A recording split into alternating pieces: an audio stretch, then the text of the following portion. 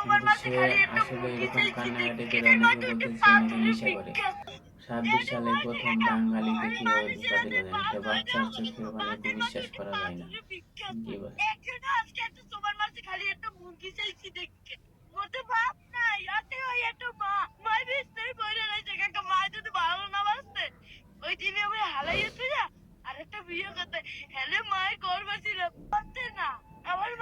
দেশের থেকে বাইরের শান্তর বাসায় আসছে। শান্ত, তুমি মুরগির জন্য, তুমি মুরগি নিয়ে কি হয়েছে আমাকে একটু বিস্তারিতটা বলো তো। আমি একটা মুন্ডালার কাছে একটা মুরগি দোকান মানছি, ঠান্ডা ঠান্ডা বলছি। এবার একটা সারে ভিডিও করে চায়না দিতে, সেই কারণে নাই ভাই। আমরা অসহায় মানুষ, আমার বাবা গাঁজা মদ খায়, আমাদের খোঁজ খবর নেই না ভাই। একদিন আইলেও হয়, না আইলেও না হয় ভাই। আমরা অনেক অসহায় মানুষ ভাই। তাহলে তোমার বাবা যে গাঁজা খায়, তুমি বলে জুয়া খেলাও, এই টাকা উড়িয়ে জুয়া খেলাও, গাঁজা খাও? না ভাই, এইসব মিথ্যা কথা ভাই, এসব কিচ্ছু নেই ভাই। আমি যদি লুডুই খেলতাম, আমার কাছে কোনো কাজ ফোনই নেই, কোনো ফোনই নেই। তাহলে এগুলো কি সব মিথ্যা কথা না সত্যি জি কথা? ভাই, এইগুলো সব মিথ্যা কথা ভাই।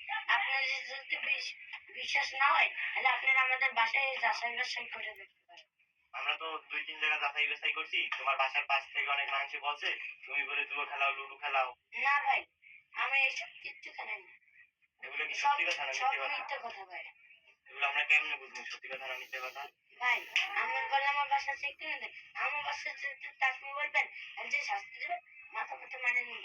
আমি কোনো জুয়াও খেলি না, কোনো মাদকের সঙ্গে জড়িত না, কোনো সব আমরা খাইও না। এগুলো তো আমরা তো এখন ধরো বুঝলাম। এখন যদি তোমারে আমরা পথ শিশু ফাউন্ডেশন থেকে কিছু দিই, তুমি কি সেটা নেবা? জি ভাই, আপনারা যে দেবেন। ইনশাআল্লাহ। আসসালামু আলাইকুম। এখন শুনেন শান্তর মা কি বলে। শান্তর মার কাছে সাংবাদিকরা গেছে। বেশি ভালো না, একদিন রিক্সা চালাইলে আর একদিন চালাইতে পারে না। হ্যাঁ, আমরা 3 দিন যেমন ঘরের ফ্যামিলি সবাই 3 দিন না খাওয়ানে শান্ত আইসে বাচ্চা আইসে। এবার বলছি আমি, বাবা আমি ভাত পাবো কোথায়? হ্যাঁ, তাই খিদের যন্ত্রণায় শান্ত এই ভিক্ষে করতে নামছে এই 1 বছর ধরে। কিন্তু প্রথম দিন নামেই ও 600 টাকা আনছে। এই 600 টাকা দিয়ে আমরা সবাই মিলে সংসারেরটা খাই। তো আমার কোনো অর্থ নাই যে আমার শান্তর মোহে দুগ্গ বাদ দেব।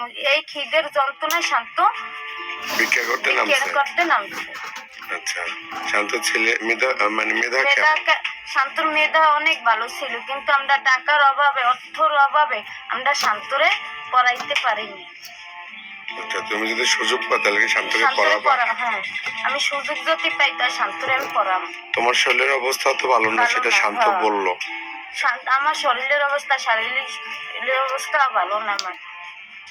এজন্য কি যারা বিত্তবান আছে সমাজে, তাদের কাছে তোমার কোনো বার্তা আছে, সাহায্যের বার্তা? যারা যদি সবাই মিলে আমার সাহায্য দিতে, তাহলে তো আর আমি সুস্থ থাকতাম, শান্ত হয়ে পড়তে থাকতে না, শান্ত লেখাপড়াটা হইতে। তুমি মূলত চাও কি? তারা জানে আমার একটু সাহায্য করে, আমরা জানি সমাজে চল্লি ফিরিয়ে খাইতে পারি। সাহায্য করলে শান্তকে আর ভিক্ষা করতে দিবা না তো? না।